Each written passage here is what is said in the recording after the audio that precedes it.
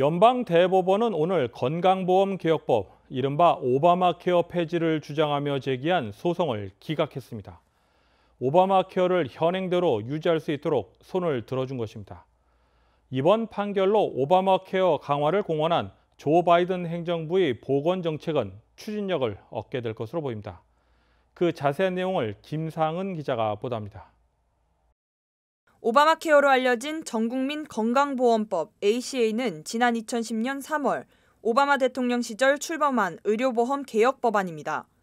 전 국민이 의무적으로 의료보험에 가입할 수 있도록 하는 이 법안은 지금까지도 양당 견해차를 보이고 있습니다. 연방대법원은 오바마 케어에 대해 텍사스주 등 18개의 주와 개인 2명이 제기한 위헌 소송을 기각했습니다.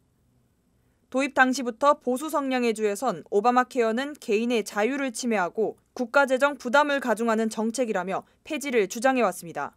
하지만 이번에도 대법원이 소송을 기각하면서 2012년과 2015년에 이어 세 번째 소송에 실패했습니다. 재판부는 ACA로 인해 원고 측이 특정한 피해를 봤다고 볼 수 없다고 결론지었습니다. 특히 현재 의료보험 의무가입 조항이 폐지됐기 때문에 원고 측이 주장하는 사적 자유 침해에 근거가 되지 않는다고 전했습니다. 이번 판결로 조 바이든 대통령도 의료 시스템 개혁에 박차를 가할 것으로 보입니다. 대선 공약으로 내놓았던 저소득층의 의료보험 가입 확대를 위한 바이든 케어도 이목이 쏠리고 있습니다. 바이든 대통령은 대법원의 이 같은 결정이 미국인들의 큰 승리라고 표현했습니다. KTN 뉴스 김상은입니다. 지난 14일 한인이 운영하는 그로서리 상점에서 발생한 총격 사건으로 희생당한 직원 레키타 윌리스를 추모하는 행렬이 이어지고 있습니다. KTN 취재진이 그 현장을 카메라에 담았습니다. 보도에 박진남 기자입니다.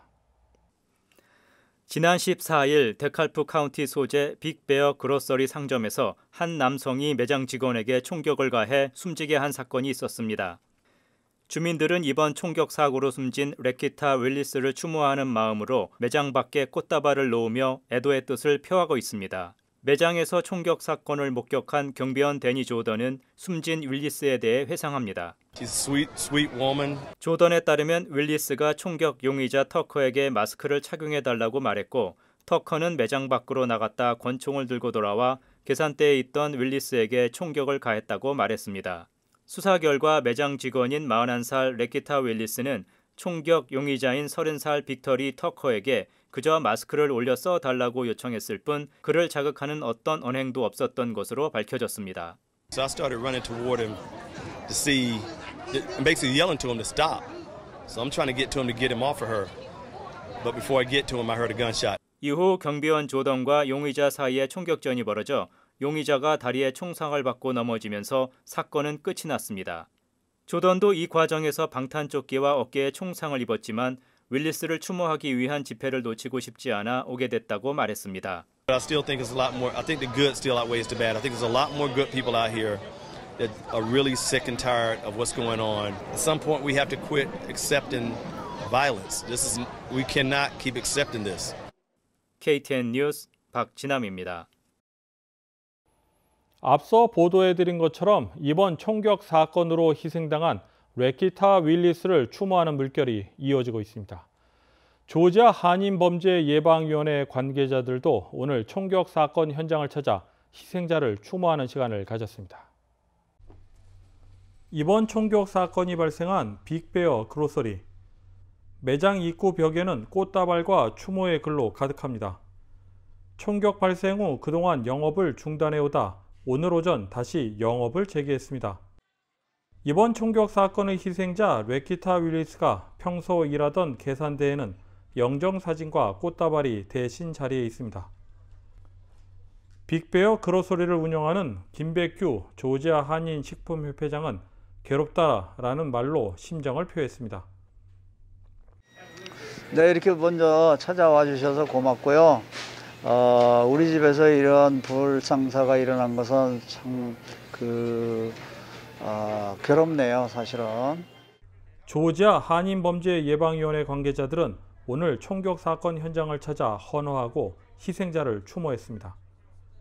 김백규 회장은 이번 사건 경위에 대해 말하며 이런 일이 재발하지 않도록 노력하겠다고 밝혔습니다.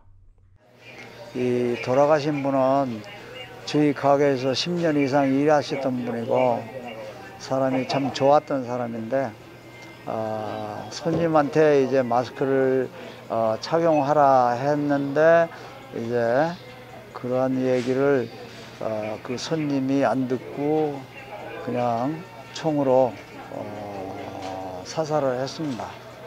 참 비참한 일이죠. 앞으로는 이런 일이 없게끔 우리가 이제 노력을 해야겠죠. 한편 지역 주민들이 주관하는 추모 집회는 오는 21일 7시 매장 앞에서 열릴 예정입니다. KTN 뉴스 스티봉입니다. 애틀랜타 총영사관은 애틀랜타 국제문제협의회와 공동 주최로 한미 정상회담 관련 웨비나를 오는 23일 개최합니다. 이번 웨비나 세미나 주제는 한미 대통령 동맹 강화이며 마크 리포트와 캐서린 스티븐스 저 주한미 대사들이 강연자로 참석해 한미 정상회담의 의미와 그 결과에 대해 토의할 예정입니다. 총영사관 측은 이번 웨비나에 참여하길 원하는 경우 사전 등록을 해줄 것을 당부했습니다. 다음은 코로나19 소식입니다. 오늘의 코로나19 현황을 김상은 기자가 종합했습니다. 6월 17일 오후 2시 50분 기준 미국 내 코로나19 누적 확진 환자는 3,436만 7,255명, 누적 사망자는 61만 6,190명입니다. 어제 하루 동안 신규 확진 환자는 13,453명 늘었고 신규 사망자는 383명 증가했습니다. 주별 누적 확진 환자는 캘리포니아, 텍사스, 플로리다, 뉴욕, 일리노이 순으로 많습니다. 주별 누적 사망자는 캘리포니아, 뉴욕, 텍사스, 플로리다, 펜실베니아 순으로 많습니다. 다음은 조지아주 코로나19 현황입니다. 오후 2시 50분 집계에 따르면 조지아주의 누적 확진 환자는 90만 368명, 누적 사망자는 18,368명으로 집계됐습니다. 신규 확진 환자는 301명 증가했고 신규 사망자는 20명 증가했습니다. 다음은 카운티별 집계입니다. 귀넷 카운티 누적 확진 환자 87,793명, 누적 사망자는 1,127명입니다. 수요일 대비 신규 확진 환자는 4명 늘었고 신규 사망자는 1명 늘었습니다.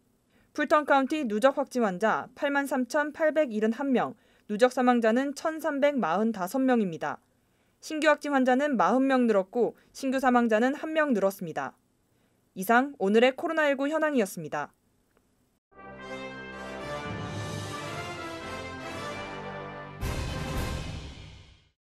한국중앙재난안전대책본부는 지난달 26일 예방접종 완료자 일상회복 지원 방안을 통해 7월 1일부터 1차 접종을 마친 시민들의 야외 마스크 착용 해제를 인센티브로 제시했습니다. 17일 중앙방역대책본부는 1차 접종자 수가 27%를 넘겼다고 발표했습니다. 가장 먼저 마스크와 작별을 고한 나라는 이스라엘입니다. 이스라엘은 지난 4월 18일 실내에 이어 실외 마스크 착용 의무를 해제했습니다. 인구의 47%가 백신 1차 접종을 완료한 프랑스도 오늘인 17일부터 사람이 붐비는 장소를 제외하곤 야외에서 마스크 착용이 강제되지 않습니다. 한편 연방질병통제예방센터 CDC는 지난 5월 13일 마스크 착용에 관한 새로운 권고안을 발표하며 마스크 착용 의무를 해제한 바 있습니다. 일본 정부가 도쿄올림픽을 한 달 앞두고 오는 20일부터 대도시의 긴급 사태를 해제하겠다고 전했습니다. 해당 지역은 전국의 10개 지역 중 오키나와를 제외한 9곳입니다. 도쿄와 오사카에서 이달 들어 계속해서 확진자 수가 감소하고 있지만 전문가들은 여전히 재확산 가능성이 있다고 말합니다. 일본은 지난 3월 2차 긴급 사태를 전면 해제했다가 신규 확진자 수가 급증해 한 달여 만에 3차 긴급 사태를 선포해야 했습니다. 이 때문에 일각에서는 긴급 사태 해제가 도쿄올림픽을 한 달여 앞두고 성급한 결정이라는 우려의 목소리가 나오고 있습니다. 새로 실업수당을 청구하는 미국인들이 다시 증가세로 돌아섰습니다. 연방노동부는 6월 6일부터 12일까지 신규 실업수당 청구 건수가 41만 2천 건으로 집계됐다고 밝혔습니다. 이는 지난 4월 말 이후 처음으로 증가세로 전환된 것입니다. 신규 실업수당 청구 건수가 40만 건을 넘은 것은 3주 만입니다. 이번의 경우 신규 실업수당 청구 건수가 갑자기 늘어난 것은 일시적 현상일 가능성이 크다는 분석입니다. 이번 수치와는 무관하게 백신 접종과 경제활동 재개 등에 힘입어 올해 내내 고용시장이 회복세를 이어갈 것이라는 게 대체적인 전망입니다. 최근 KTN 보도국에 제보가 접수됐습니다. 저녁 무렵 한 여성이 다가와 자신의 자동차에 이상이 있다며 도움을 요청한 뒤 빈틈을 노리며 금품을 갈취하려는 시도가 있었다는 내용이었습니다. 세상의 범죄가 점점 지능적으로 바뀌고 있어 현명한 주의가 당부됩니다. 이상으로 6월 17일 KTN 뉴스를 모두 마칩니다. 시청해주신 여러분 고맙습니다.